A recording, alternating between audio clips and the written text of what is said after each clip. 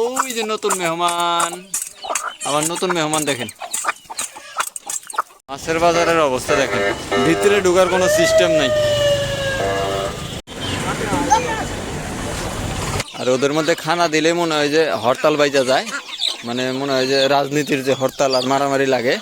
তো এখন আমি আছি এই তো আমার ছোট্ট খামারের পাশে, মার্শাল্লাহ বললেন। এই তো আমার নাতুস নতুস গলা ছিলা, তারপর এখানে লাজ্জা লাজ্জা আছে, দুইটা বাচ্চা আমি সেদিন কিনছি। আর এই আছে, আর ভুল ক্রমে ওই যে ওদের মা ঢুকে গেছে ভিতরে, কিভাবে ঢুকছে আল্লাহ জানে। দেখতেই তো পাচ্ছেন ওই যে দূরে, হয়তো বা এই উপরে ফাঁক আছে, ওই ফাঁক দিয়ে উড়াল দিয়ে ঢুকছে। হ্যালো, খাওয়া খাওয়া দিয়ে পরে আগে মিট করো, এদিক একটা লুক দাও। ওই ফোক কিনে পড়লো, এদিক দেখ। তবে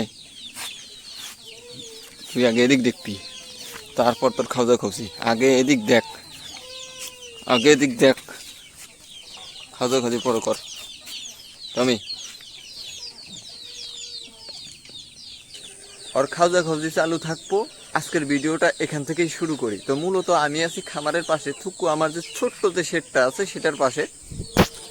আর শেডের অবস্থাটা দেখেন কি অবস্থা, মানে কালকে বাতাস হয়েছিল তো মোটামুটি ভালোই বাতাস হয়েছে।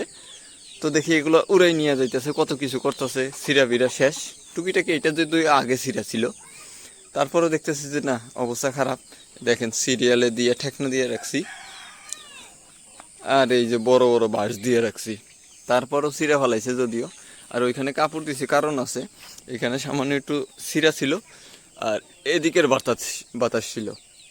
তো মূলত এই জন্যে আমি কাউকে বাচ্চা দেই না। বাচ্চা দেই না বলতে কি, অনেকে চাইছেন, মিনিমাম 10 জনের উপরে চাইছেন। এখানে কিছু কিছু বলতে কি অধিকাংশই গলাচুলা, মাশাল্লাহ দেখতে ভালোই। তো এই গলাচুলাগুলা দেখে অনেকে পছন্দ করছে যে ভাই গলাচুলার বাচ্চাগুলো আমাকে দেন।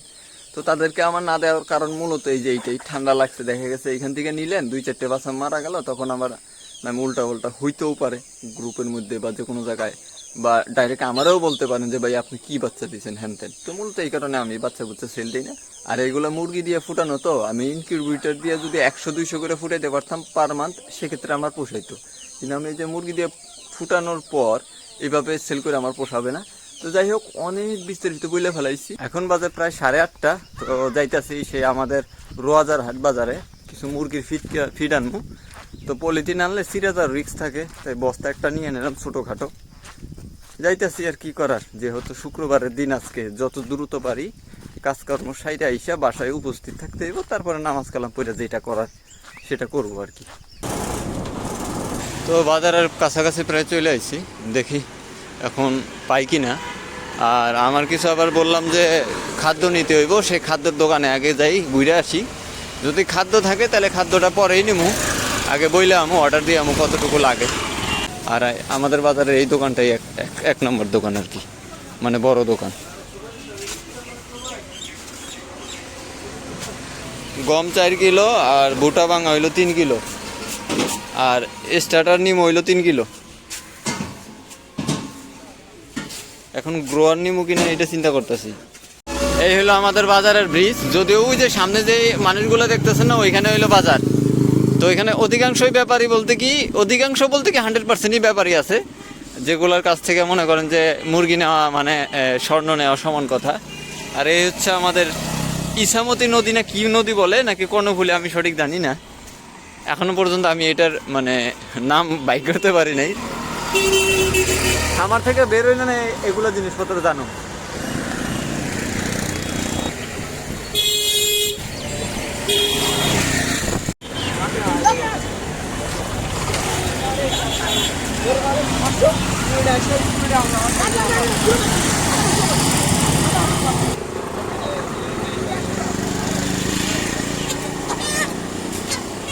নেট মোটামুটি 1 কেজি নেওয়া শেষ। যে শশা খেতে লেগে যে নেট দরকার, এই যে এই নেটগুলো নিচ্ছে, যদিও 350 টাকা করে কেজি নিছে। মূলত এই যে আমাদের টুকিটাকি বাজার। আর আমি মোটামুটি নেট নিলাম শশা খেতের জন্য।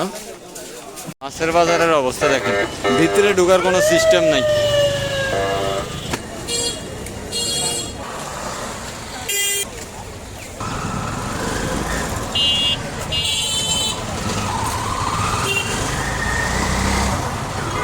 তো বাজার সদাই করে আইসা এই যে এখন একটু সময় পাইলাম আপনাদের সাথে কথাবার্তা বলতে। এখন কথাটা হইলো, একটা মুরগি দাম করছিলাম আমি 800 বলছি, যদিও উনি 1200 না 1300 টাকা বলছিল। মানে ওইখান থেকে নিচে নামলো না তো নামলোই না।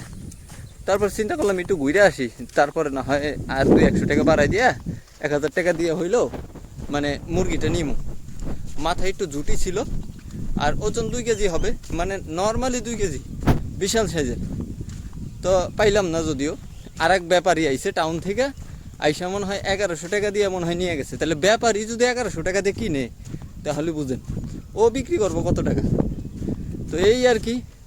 আর আমার মাথায় যেগুলো দেখতেছেন, এখানে আপনার ওই শশার জন্য কিছু নেট নিচ্ছি, শশার জাংলা দেওয়ার জন্য। আবার এখানে 2-3 প্রকার মুরগির খাদ্য আছে, আর ওই যে মরিচের জন্য কিছু বিষ। এই আর কি। এখন বাজে মনে হয় 10টা 15 থেকে 20-এর মতো।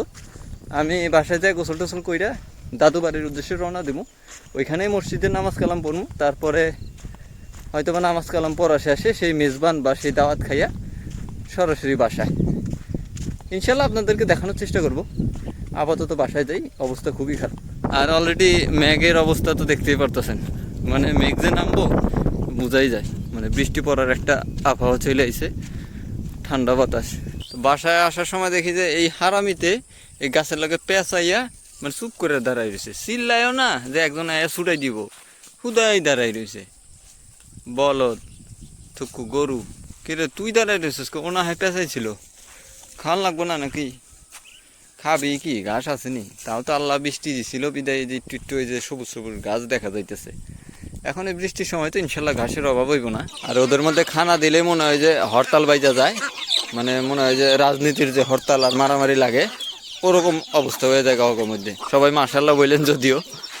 আর কিছুক্ষণ আগে খাওয়াইছি, আবার ওই যে অল্প একটু দিছিলাম, ওইটি খাইছে, দেখে আর একটু দেখাই কিনা। এগুলো হইলো আমার সেই আদরের ফুলটুসিগুলা। আর ওই যে নতুন মেহমান, আমার নতুন মেহমান দেখেন, এই যে ও ফুটাইছে, আল্লাহর রহমতে ফুটে গেছে, যদিও ওরটা কাল পরশুর মধ্যে ফুটে যাইব। আর ওগুলো ফুটে গেছে, আর 3-4টা আছে না 5টা আছে, ওগুলো ফুটে যাবে ইনশাল্লাহ। খা, যদিও কিছুক্ষণ আগে যে এইমাত্র খাওয়াইছি, পরে মোবাইল এনে আপনাদের দেখানোর জন্য আরও অল্প একটু দিলাম আর কি। আমি ওই যে পানি পুনি যা আছে সব কিছু এখানেই দেই। ওরা বাহিরে বের হয়, বের হয়ে এই যে পায়খানা করে দেন, আবার বসে এখানে। মানে চেষ্টা করি আর কি। মাশাল্লাহ অধিকাংশই আপনার গলা ছিল হয়েছে, যেহেতু ওরা গলা ছিল তাই। নাই আর নাই, টাকাই রয়েছে রে, টাকাই রয়েছে, টাকাই রয়েছে, টাকাই রয়েছে, টাকাই রয়েছে, টাকাই রয়েছে। এর মোটামুটি ঠিক থাকবো আশা করি। আর অতিরিক্ত গরমের কারণে ডিমগুলো নষ্ট হয়ে যাওয়া স্বাভাবিক, অস্বাভাবিকের কিছু নাই। তো আলহামদুলিল্লাহ, আল্লাহ তাআলা যা দিছে আর কি।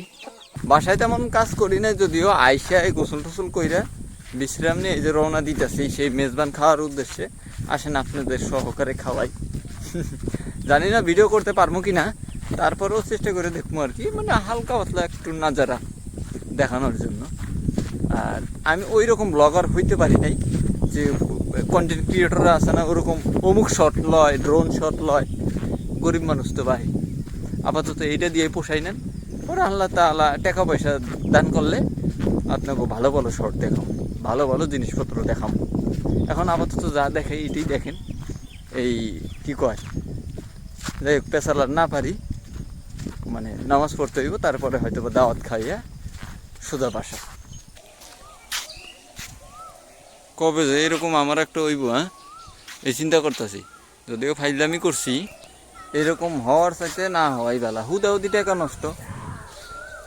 বিয়া শাদি করুম, নর্মালি বিয়া শাদি করুম, যত টাকার মালিকই ওই যে এই টাকাটা নষ্ট করুম, ওই টাকা দরকার হলে গরিব দুঃখী মানুষের খাওয়াই দেবো, খালাস।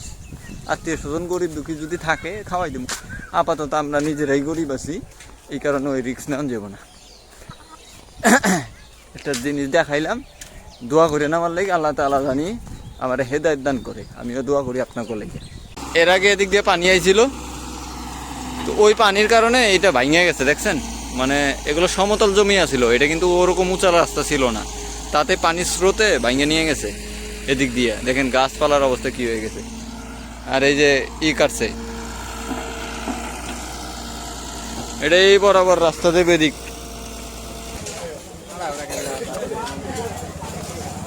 আলহামদুলিল্লাহ দাওয়াত খাওয়া শেষ, নামাজ পড়াও শেষ।